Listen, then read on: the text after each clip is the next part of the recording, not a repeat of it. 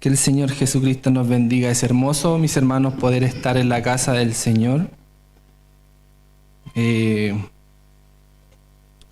compartiendo la palabra del Señor, lo cual tan importante que es para nuestra vida, es tan necesaria, a la vez es tan dulce, maravillosa, que es capaz de transformar nuestra vida y moldearla conforme a la voluntad del Señor. Así que le doy gracias al Señor una vez más por poder permitirme estar en este lugar con temor delante de Él, porque como la misma Escritura dice que nosotros estamos como parte de Dios y delante de Él. Por lo tanto, si aquí me paro para hablar acerca de mis propias ideas, mis propios pensamientos, estoy errado, sino que el Señor inspire desde ya el mensaje para que nosotros podamos atesorarlos y para que realmente ese mensaje cambie nuestra vida. Así que el Señor tenga misericordia de mí, tenga misericordia de usted, y así para que podamos entender el mensaje para la gloria del Señor. Veo que está puesta en la pantalla Sola Escritura, es donde nos vamos a enfocar en esta tarde. Y para hacer una lectura, mis hermanos, acerca de la palabra del Señor, le voy a invitar a leer en Isaías, en el capítulo 8,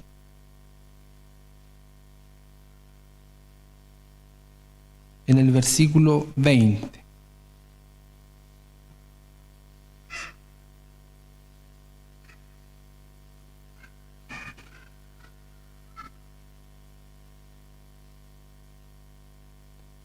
Y dice la palabra del Señor: a la ley y al testimonio, si no hablan conforme a estas palabras, es porque no hay para ellos amanecer. Empiezo, mis hermanos, con esta lectura de esta palabra para poder dar inicio a este tema de sola escritura, en el cual comienza, mis hermanos, en el siglo XVI, lo que es llamado la Reforma, donde lo que comenzó, mis hermanos, con una simple protesta de Martín Lutero en contra de series de prácticas religiosas en contra de la Iglesia Católica, principalmente la iglesia dominante en ese entonces, culminó como un movimiento donde fue traspasado a todo el continente, a todo el mundo, más llamado como la Reforma. ¿Por qué, mis hermanos? Porque Martín Lutero clavó sus 95 tesis en la puerta de la catedral de Wittenberg en el 31 de octubre de 1517. Y la queja principal de esta tesis era la venta de indulgencias con las cuales se pagó una buena parte de la construcción de la Basílica de San Pedro. Sin embargo, mis hermanos, esto inició todo un movimiento que culminó revisando no tan solo la venta de indulgencias, sino también toda la teología que la Iglesia de Roma practicaba y enseñaba.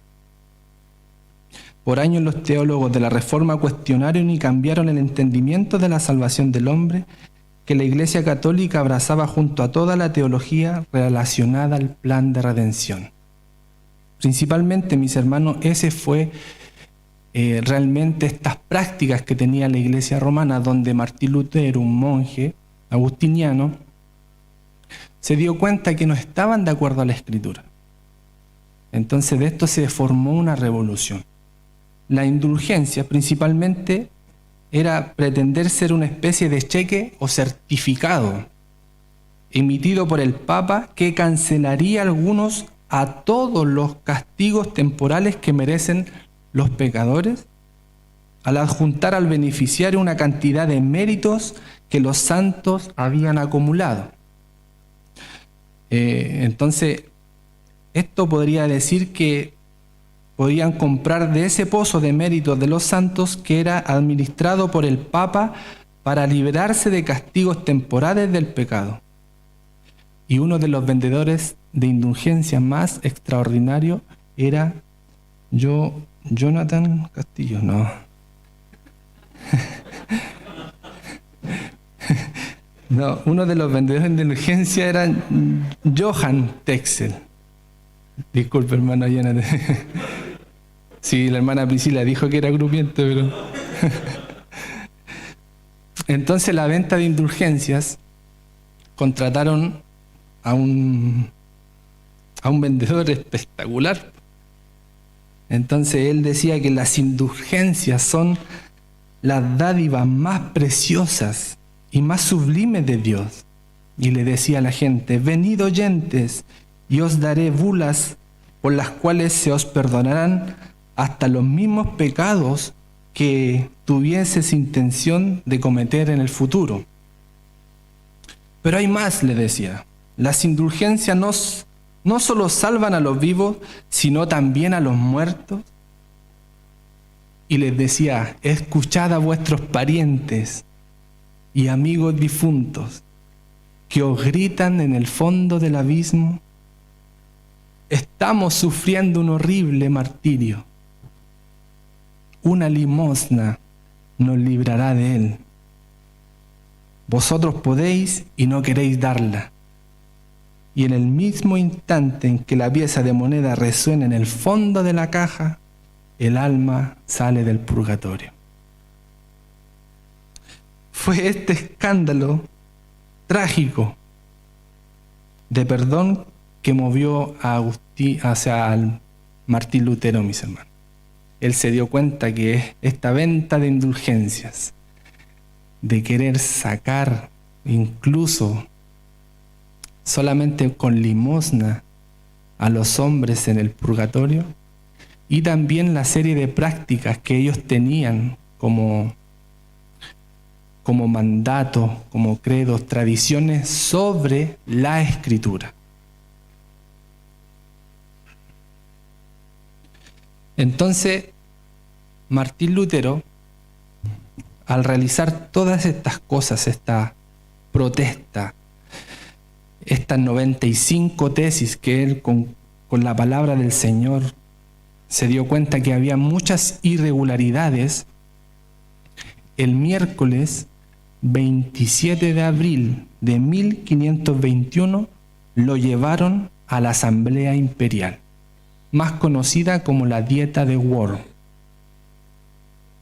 Entonces, a Martín Lutero lo llevan ahí, estas grandes autoridades del imperio, principalmente de los católicos, de las iglesias, lo llevaron a comparecer y se le pidió que se retractara de 41 de sus tesis.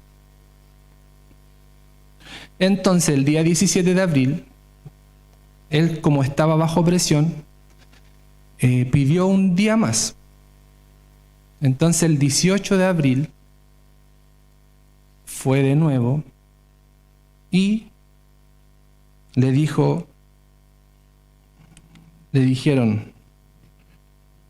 tenía un interlocutor que se llamaba Johann von Eck. Entonces le preguntaron: ¿Tú, Martín Lutero, te retractas de estas 41, de tus escritos, de estas 41 tesis? Y él responde en alemán. Entonces tenía un intérprete que era traducido al latín. Y le dice: usted se le requiere ahora que dé una respuesta sin cuernos. Y lo mandan a repudiar. ¿Usted repudia sus libros y las cosas escritas en ellos? Y Lutero respondió: ya que su más serena majestad y todos sus príncipes requieren una respuesta clara y simple y precisa, yo le daré una sin cuernos ni dientes, y es esta: yo no puedo someter mi fe al Papa o al Concilio, porque está tan claro como el día que ellos han errado continuamente y se han contradicho a sí mismos. A menos que yo sea convencido por el testimonio de las Escrituras o por razones evidentes, me mantengo firme en la Escritura por mí adoptadas. Y mi conciencia es prisionera de la palabra de Dios y no puedo ni quiero revocar ninguna, viendo que no es seguro o justo actuar en contra de la conciencia. Y le dice a Dios que me ayude. Amén. Y esa fue la manera, mis hermanos, como Martín Lutero afirmó este principio que hoy día vemos: la sola Escritura. Entonces, cuando Martín Lutero hablaba de esa conciencia, la conciencia es prisionera de la palabra de Dios, estaba haciendo referencia a algo que aún dentro de los círculos ortodoxos de la cristiandad ha sido olvidado, y es que nosotros no podemos obligar a la conciencia de otros por preceptos no encontrados en la palabra de Dios. Las opiniones y tradiciones de los hombres no nos obligan. Las decisiones de los concilios no nos obligan. Las bulas papales no nos pueden obligar. Los credos no nos obligan. Y las confesiones de fe no nos obligan a obedecer de manera universal si éstas no están de acuerdo a la palabra de Dios. Entonces Martín Lutero ahí estaba, de alguna manera, llevando la Escritura a la máxima autoridad. Se dio cuenta que ellos primero, las confesiones, los credos, una serie de tradiciones que estaban y de igual manera o más arriba que la misma palabra de Dios. Y esto no puede ser, mis hermanos. Por las enseñanzas que nosotros tenemos, esto no puede ser. Incluso hoy día, nosotros tenemos la obligación de examinar todo bajo la palabra del Señor. Entonces, y se da en muchas otras iglesias, mis hermanos, lo que podemos ver, que es más importante la voz de un pastor que la misma palabra de Dios. Más importante la palabra de un hermano que la misma palabra de Dios. Y eso no puede ser. Sin duda, mis hermanos, que Dios ha puesto pastores para apacentar la grey de Dios, para apacentar las almas que Él mismo compró a precio de sangre, para poder crecer y madurar. No estamos en contra de eso, porque el mismo Dios provee para su pueblo, para su iglesia. Pero esto, la voz no puede ser sobre la autoridad de la Escritura. Y eso nos tiene que quedar claro. Amén.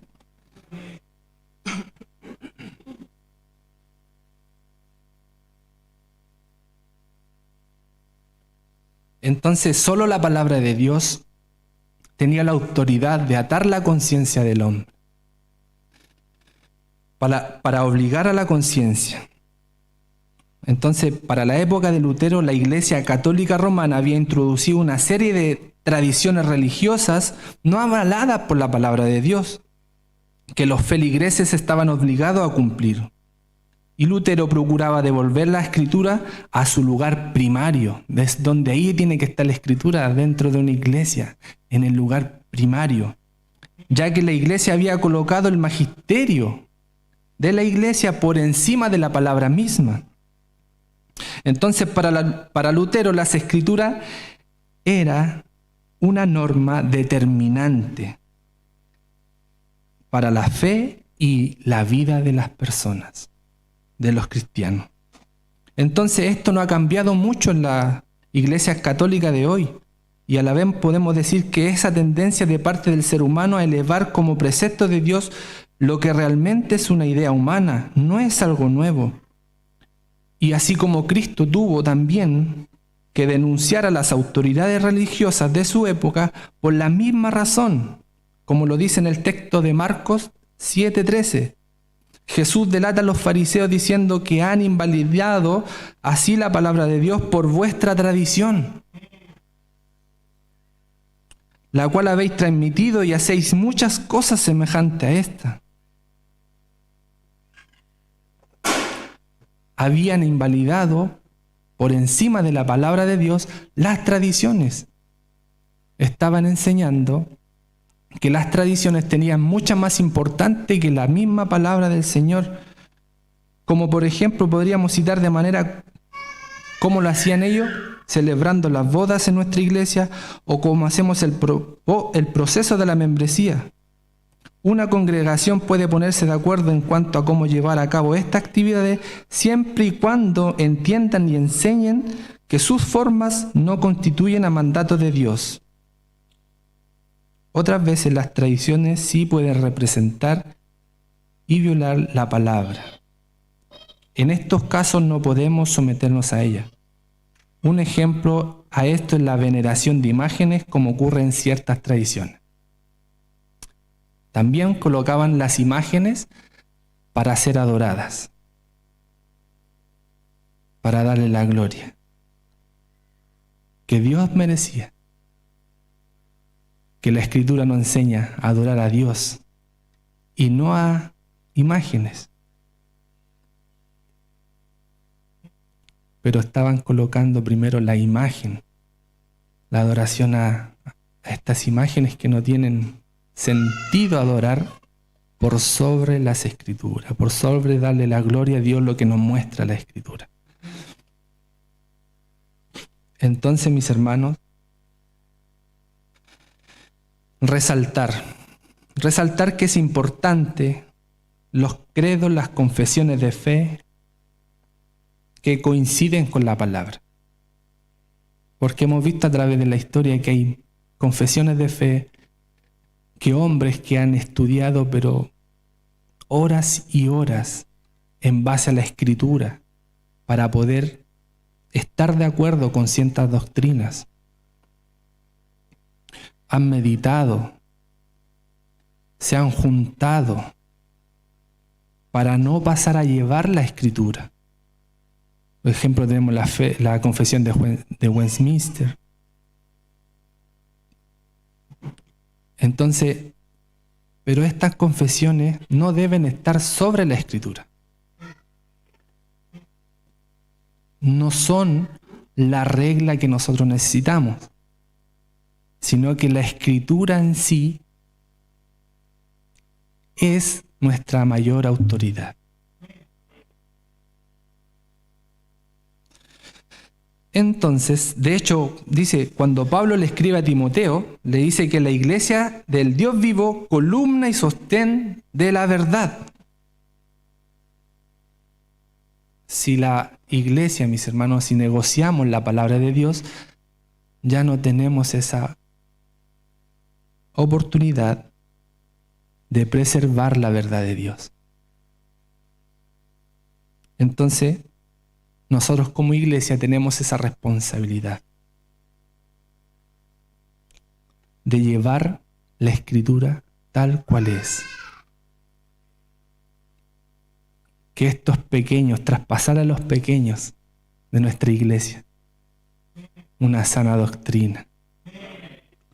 Que así como más hace muchos siglos atrás se levantó esta reforma y que aún sigue en pie en nuestra iglesia, nosotros traspasemos esta enseñanza. Como dijo Pablo, yo di lo que recibí. Si nosotros lo recibimos, lo compartimos con nuestros más pequeños, porque ellos finalmente son los que van a a predicar más adelante, van a dejar el nombre del Señor por encima de todo. Y principalmente la Escritura, que es lo cual estamos hoy día hablando.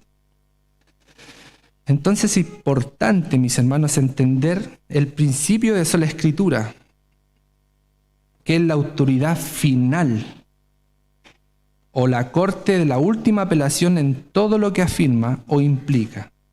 Entonces este fue el principio de los reformadores. Que el Espíritu Santo que inspiró la palabra ilumina la mente del creyente para encontrar en la palabra misma el significado de aquello que Dios quiso comunicar. ¿Cierto? El Espíritu Santo inspiró la palabra, ilumina la mente del creyente para encontrar en la misma palabra el significado de aquello que Dios quiso comunicar. Entonces el apóstol Pedro dice: por dirección del Espíritu Santo nos enseñó lo siguiente, pero ante todo sabed esto, que ninguna profecía de la Escritura es asunto de interpretación personal, pues ninguna profecía fue dada jamás por un acto de voluntad humana, sino que hombres inspirados por el Espíritu Santo hablaron de parte de Dios. Y este pasaje nos dejó 3 enseñanzas más o menos. La primera es: la Escritura no son asunto de interpretación personal. ¿Qué significa esto? Que nosotros vamos a la Escritura y si usted la escudriña y usted le saca un sentido o un significado a esa Escritura y va a otro hermano, la lee y le saca también otro significado diferente al que el hermano. Eso está errado. Porque la Escritura tiene su significado a la audiencia original. ¿Me entiende? Ninguna persona podría decir: para mí esta porción de la Escritura significa esto. Y otra decir: bueno, para mí significa esto otro. Quizás completamente contradictorio. Y ambas pensar que las dos opiniones son correctas. Porque no es asunto de interpretación. El texto debe significar para lo que significó en realidad para la audiencia original. Las aplicaciones pueden variar, pero el texto debe significar lo que significó para su audiencia original. No es la Escritura una interpretación privada ni personal. Segundo, las Escrituras provienen de una revelación divina. Jamás la Escritura que nosotros tenemos es porque varios hombres se juntaron para poder escribir este libro. Obviamente la escribieron hombres inspirados por el Espíritu Santo. ¿Lo cree, mi hermano? Amén. Debemos creerlo con todo nuestro ser. Que Dios inspiró la Escritura. Que no vinieron por voluntad humana. El hombre no decidió tener una revelación de Dios, ni se la pidió a Dios o la descubrió en su sabiduría. La revelación que tenemos hoy en la naturaleza y en la Escritura es fruto de la voluntad divina que tiene la autoridad para demandar sometimiento. Por esto hablamos sola Escritura.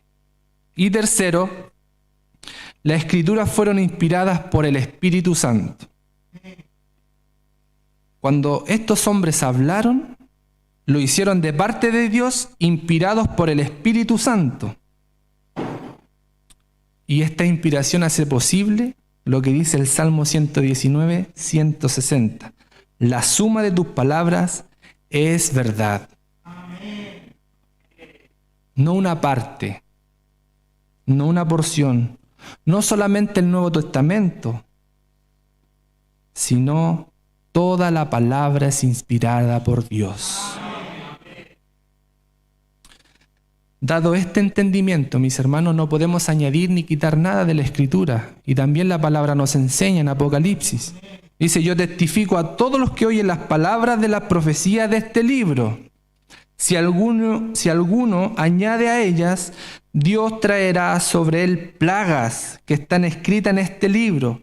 Y si alguno quita de las palabras del libro de esta profecía, Dios quitará su parte del árbol de la vida y de la ciudad santa descritos en este libro. Apocalipsis 22, 18 y 19. Si le añadimos a la escritura, seguramente, mis hermanos, vamos a estar hablando mentiras. Lo más probable, lo más certero. Entonces, que jamás quiso Dios revelar. Y si eliminamos verdades que Dios ha querido dar al hombre, reducimos su revelación. Entonces, cada escritura y cada palabra ha sido inspirada por Dios. Ahora, mis hermanos, también hay corrientes religiosas que quieren señalar que solo porciones de la palabra son infalibles.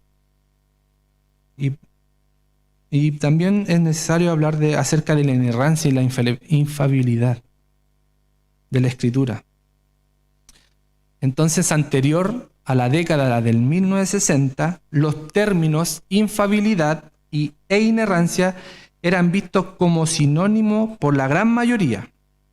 A partir de ese entonces se ha hecho necesario decir que la Biblia es inerrante e infalible. Debido a que muchos hoy día afirman que la Biblia contiene errores en cuanto a descripciones de acontecimientos históricos y en aspectos relacionados a la ciencia, muchos de ellos entonces afirman que la Biblia no es inerrante, pero sí infalible. Con esto quieren decir que la Biblia no miente en aspectos espirituales ni es capaz de llevarte a la perdición, ni por el camino del error, infalible. Pero que los hombres del pasado escribieron conforme al entendimiento mitológico de aquella época y por tanto relataron la creación del cosmos o acontecimientos históricos conforme a las mitologías circulantes en su tiempo. De tal forma que terminaron mitologizando dichas narraciones. Un ataque principal a la Escritura, que los hombres anteriormente hablaron con mitologías y muchas cosas de la Escritura que son parte de estas frases, pero vemos que esto es inconsistente con la revelación de Dios, que afirma de manera categórica que las Escrituras no contienen error alguno. Porque como dice el Salmo 19, 7, 9, la ley del Señor es perfecta, que restaura el alma, el testimonio del Señor es seguro, que hace sabio el sencillo. Los preceptos del Señor son rectos, que alegran el corazón. El mandamiento del Señor es puro, que alumbra los ojos. El temor del Señor es limpio, que permanece para siempre. Los juicios del Señor son verdad, todos ellos. No hay equivocación alguna, no hay error alguno en la palabra del Señor. Entonces, mis hermanos, hoy en día lo que nosotros podemos ver, que aún siguen corrientes torciendo la Escritura. Por eso es que nosotros tenemos que estar atentos al consejo del Señor. Por ejemplo, el pragmatismo religioso. Es una filosofía denominada pragmatismo, la cual postula lo siguiente, que el único criterio válido para juzgar la verdad de toda la doctrina científica, moral o religiosa se ha de fundar en sus efectos prácticos. Para el pragmatismo, la experiencia tiene la voz o juicio final para aceptar o rechazar una idea o concepto religioso. Este pensar se ha introducido en el cristianismo y está arrastrando no poco al engaño. El corazón falso de entonces es el mismo hoy. El hombre no ha cambiado mucho en cuanto experimente progresos sociales, tecnológicos y derechos humanos. Y esa variante de pragmatismo la encontramos en este verso. Ciertamente pondremos por obra toda la palabra que ha salido de nuestra boca, para ofrecer incienso a la Reina del Cielo y derramándole libaciones como hemos hecho nosotros y nuestros padres, nuestros reyes, nuestros príncipes, en las ciudades de Judá, como en las plazas de Jerusalén. Y tuvimos abundancia de pan, y estuvimos alegres y no vimos mal alguno. Esto está en Jeremías 44, 17. Nótese. Tuvimos abundancia de pan y estuvimos alegres y no vimos mal alguno. No es nuevo, mis hermanos, que hombres y mujeres estén juzgando la verdad de la religión por sus experiencias. Si el asunto funciona y te da beneficios, entonces es verdad. Lo que se está predicando en el pragmatismo es que si tu vida, te está yendo bien, estás ganando un sueldo más o menos bonito, tienes un hermoso pasar, es porque Dios está contigo, dice el pragmatismo. Y si tú tienes escasos recursos, no tienes un buen pasar, es porque Dios no está contigo. Eso es pragmatismo, por las cosas que nosotros vemos con nuestros ojos. Y eso es un error. No porque a ti, hermano, te esté yendo bien o te esté yendo mal, no significa que Dios esté o no esté contigo. Porque la medida no la damos nosotros, sino que Él mismo resplandeció en nuestros corazones para ser hechos hijos de Dios.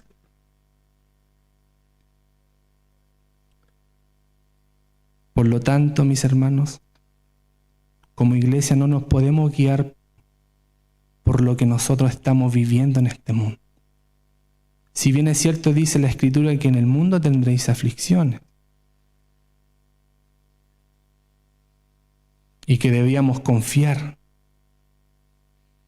en quien había vencido al mundo. Por lo tanto, no es la regla de la Escritura esto, mis hermanos, esta filosofía, decir, ya total, como Dios, como me está yendo bien, no voy a ir a la iglesia. Si tengo un buen pasar, ¿para qué voy a ir? ¿A qué voy a ir a escuchar a un pastor, a un predicador? Dios está conmigo.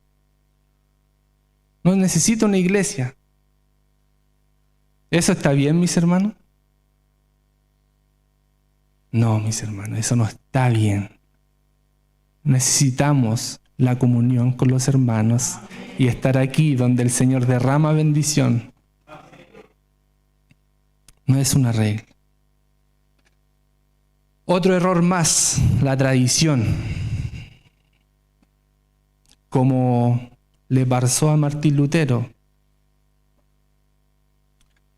Y también una de las controversias que el Señor Jesucristo sostuvo con los escribas y fariseos a lo largo de su ministerio fue la base de la autoridad sobre la que debe descansar nuestra fe. En ciertas ocasiones algunos de ellos se acercaron al Señor para cuestionarle: ¿por qué tus discípulos quebrantan la tradición de los ancianos? ¿Por qué no se lavan las manos cuando comen pan? Entonces, Jesús viene a este mundo a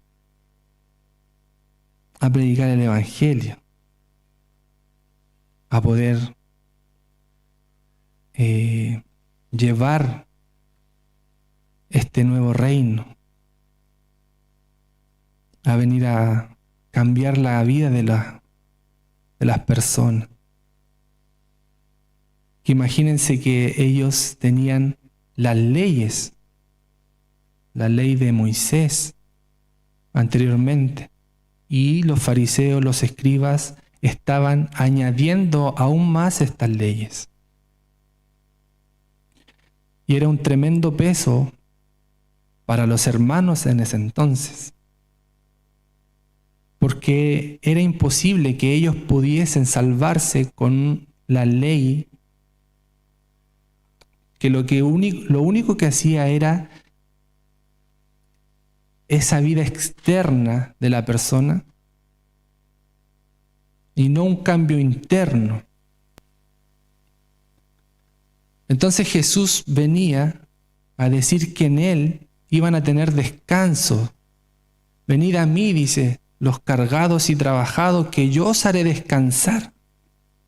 Porque en Él iban a tener ese descanso que no tenía y no le daba la ley. Entonces, cuando se encontró con este grupo de fariseos, ellos lo vieron comiendo, no lavándose el pan, tradiciones que ellos tenían. Vieron hablando con prostitutas, lo vieron haciendo un sinfín de cosas que ellos pensaban que estaban bien y que colocaban sobre la regla de la Escritura sus mandamientos, sus tradiciones. Entonces, les dice el Señor: ¿por qué también vosotros quebrantáis el mandamiento de Dios por vuestra tradición? Y para probar su punto, el Señor cita el 5.º mandamiento del Decálogo, sobre la honra que los hijos deben a sus padres, el cual los fariseos violaban amparados en opiniones rabínicas. En otras palabras, eran muy puntillosos al tratar con sus tradiciones, pero muy descuidados al tratar con las sagradas escrituras. Y el Señor le dice: hipócritas. Le sigue diciendo el Señor: bien profetizó de vosotros Isaías cuando dijo: este pueblo de labios me honra, mas su corazón está lejos de mí. Pues en vano me honran enseñando como doctrina mandamientos de hombres. Mis hermanos, también tenemos que tener cuidado acerca de las tradiciones. Por ejemplo, usted ha visto muchas veces que nosotros, algunos no usamos corbata. Y si alguien le enseñó por ahí que la corbata era espiritual, eso es un error. O que cantamos cierta alabanza, que ya no cantamos ciertas alabanzas que antiguamente le enseñaron a usted que esas alabanzas eran espirituales y ahora no las cantamos, no significa que no seamos espirituales. Eso también es un error. Y un sinfín, mis hermanos, de cosas que la gente, que en este caso hermanos, me disculpe el Señor, colocaron sobre la Escritura. Mandamientos de hombre. Ya usted vio el cambio en la iglesia, cambiamos algunas cosas del coro, y usted puede haber dicho a lo mejor a una hermana: mire el cambio, ya no está el Señor en la iglesia. Me cambiaron la iglesia. Mandamientos de hombre, mis hermanos. No, es que la cruz, los que tienen la cruz detrás del altar se van al infierno. Mandamientos de hombres.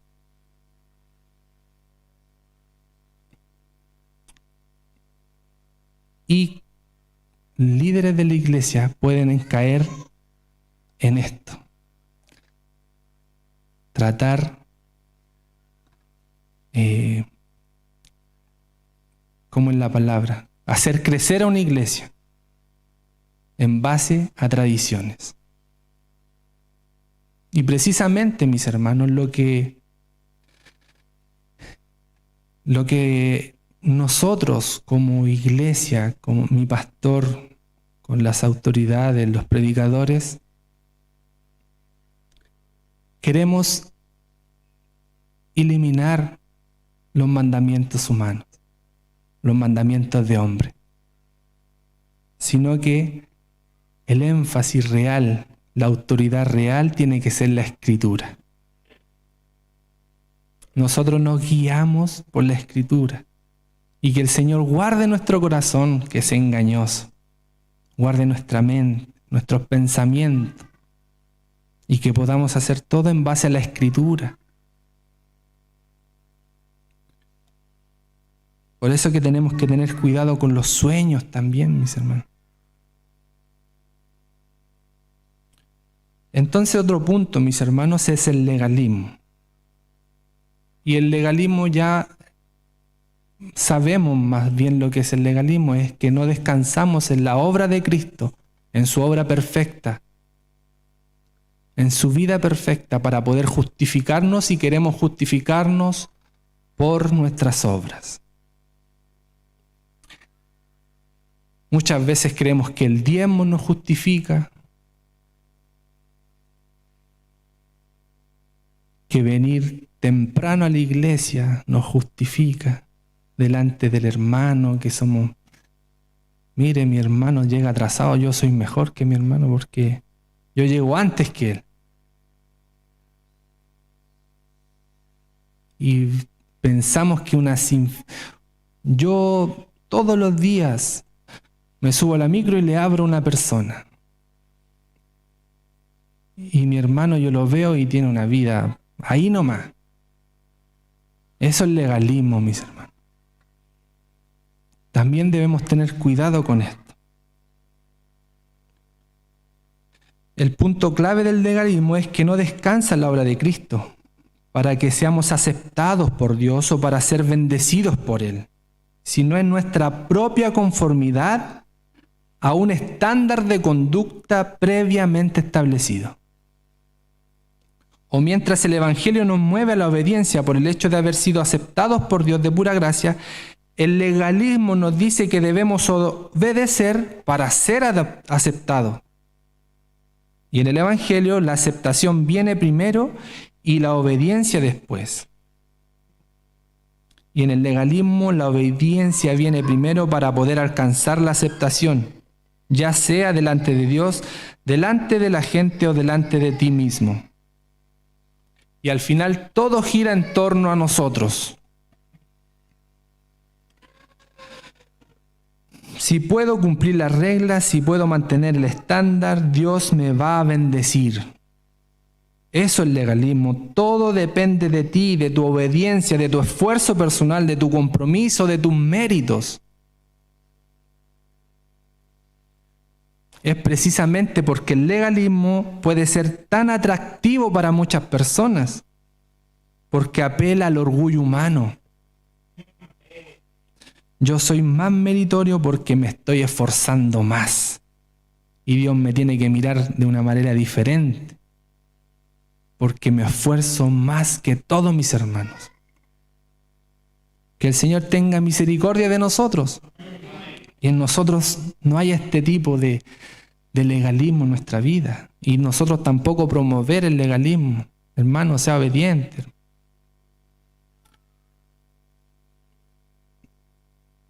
Sin la gracia de Dios nosotros somos menos que nada. Es por eso que el Evangelio resulta tan odioso al hombre natural, porque nos recuerda lo que nosotros no queremos aceptar.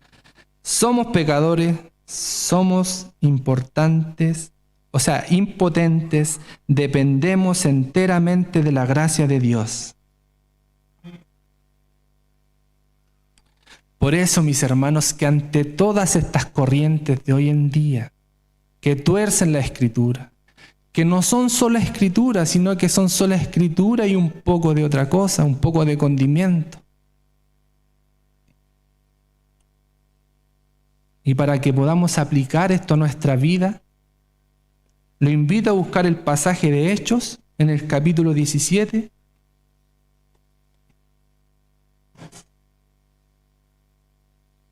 Los versículos 10, 11 y 12. Para que podamos ir terminando, mis hermanos, de una manera aplicativa para nuestra vida.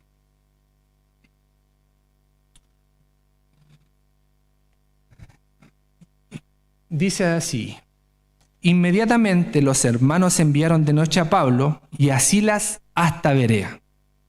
Y ellos, habiendo llegado, entraron en la sinagoga de los judíos, y estos eran más nobles que los que estaban en Tesalónica, pues recibieron la palabra con toda solicitud, escudriñando cada día las Escrituras para ver si estas cosas eran así. Así que creyeron muchos de ellos y mujeres griegas de distinción, y no pocos hombres. Entonces, mis hermanos, para este punto final ya, quisiera poder tomar estos versículos para aplicación de nuestra vida, porque sin duda Pablo nos presenta a estos hermanos llenos de la gracia de Dios. Cuando Pablo llega, después de estar en Tesalónica, de verse arrancado porque estaba enseñando el Evangelio, y los judíos en ese entonces pensaban que estaba enseñando otras cosas. Entonces Pablo se va a Berea, y en Berea se encuentra otra realidad. Dice que entró en la sinagoga de los judíos, y estos eran más nobles que los que estaban en Tesalónica, pues recibieron la palabra con toda solicitud, escudriñando cada día las Escrituras para ver si estas cosas eran así. Mis hermanos, todas estas influencias de estas enseñanzas que hemos visto que tuercen la palabra sola Escritura, tenemos el deber, la obligación de, así como los hermanos de Berea, escudriñar las Escrituras. De juzgar también, en el original dice la palabra que es juzgar, de buscar, de escudriñar, para ver si estas cosas eran así.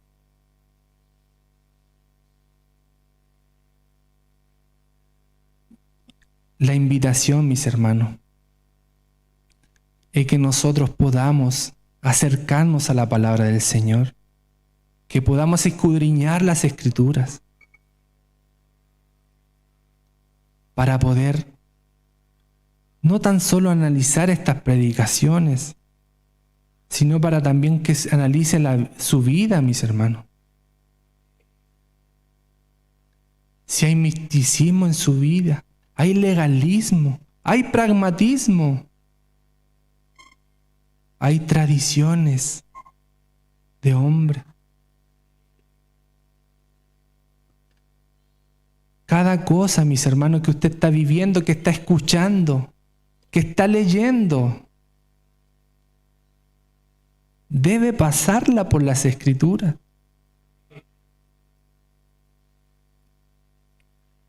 Si usted está escuchando alguna radio y le están predicando un pastor o un predicador, no se va a ir por cualquier corriente. Tiene la Escritura, tiene el deber de pasarlo por la Escritura, lo que escucha. O tiene un vecino que es cristiano de otra corporación y le está hablando. Y quizás le está hablando enseñanzas que no están de acuerdo con su iglesia, no están de acuerdo con la Escritura. A lo mejor le están enseñando un evangelio por obras. Le están enseñando legalismo.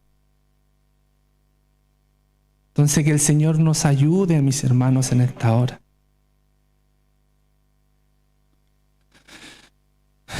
Mis hermanos, si por el poder de la palabra de Dios creó todo el universo, si por el poder de su palabra sostiene el universo, si por el poder de su palabra calma los vientos y las tempestades, si por el poder de su palabra cambió un corazón tan perverso como el de nosotros,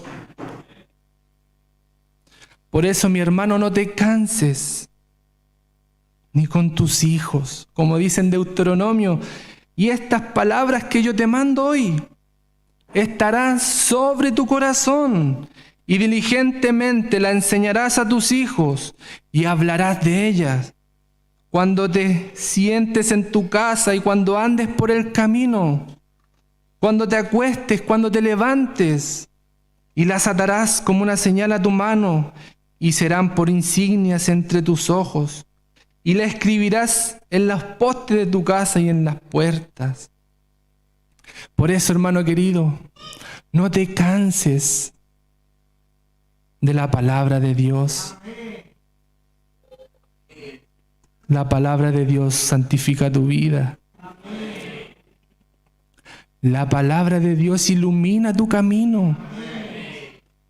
No te canses de la palabra de Dios. No te canses de hablarle a tus padres, a tus hijos, a tu esposa, a tu esposa, a tus vecinos, a tus compañeros de trabajo.